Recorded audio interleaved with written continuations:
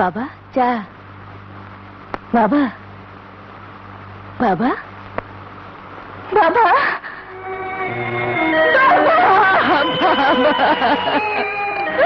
বাবা বাবা তোমার কি হলো বাবা?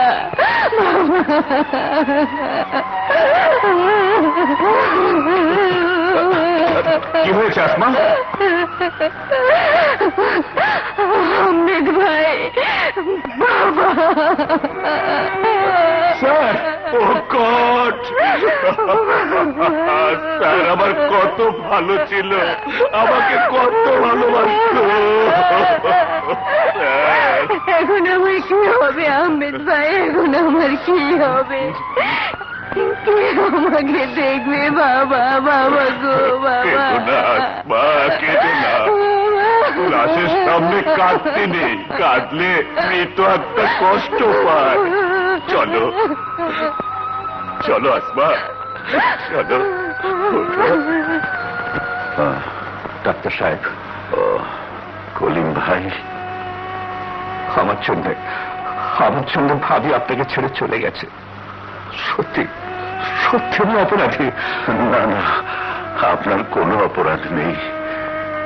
মানুষ চিন্তা আমি ভুল করেছিলাম, ওকে ভালোবেসে আমি বিয়ে করেছিলাম, আর আজও আমার বুকটা ঝাঁঝরা করে দিয়ে আমাকে ছেড়ে চলে গেল। আমি ভাবতেও পারিনি ও আমাকে আঘাত দিতে পারে। শান্ত হন, শান্ত হন ডাক্তার সাহেব, শান্ত হন। আসমা, সর্বনাশ হয়ে গেছে। কি হয়েছে? স্যার মারা যাওয়ার আগে ব্যাংক থেকে লোন নিয়েছিল, এখন সমস্ত সম্পত্তি নিলামে বিক্রি হয়েছে, আর সে সম্পত্তি আহমেদ স্যার কিনে নিয়েছেন। আমি বিশ্বাস করি। আপনি বিশ্বাস করুন আর নাই করুন, এই দেখুন দলিল। কালকের মধ্যে বাড়ি ছেড়ে দেবেন। না না, এসব চক্রান্ত, সব ষড়যন্ত্র। আমি বাড়ি ছাড়বো না। আপনি বাড়ি না ছাড়লে আমি পুলিশ আনতে বাধ্য হব। আহমদ সাহেব, আপনি ওনাকে বোঝান। চলি।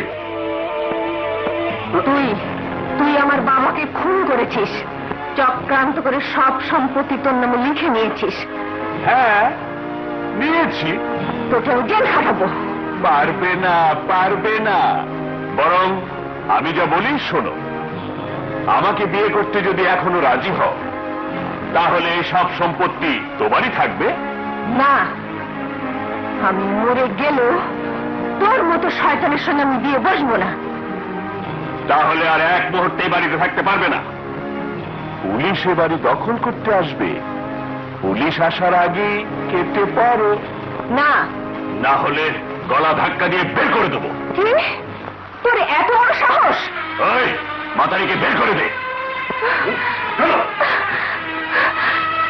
যাচ্ছি, তবে একটা কথা মনে রাখিস, এর শাস্তি একদিন তোকে পেতেই হবে।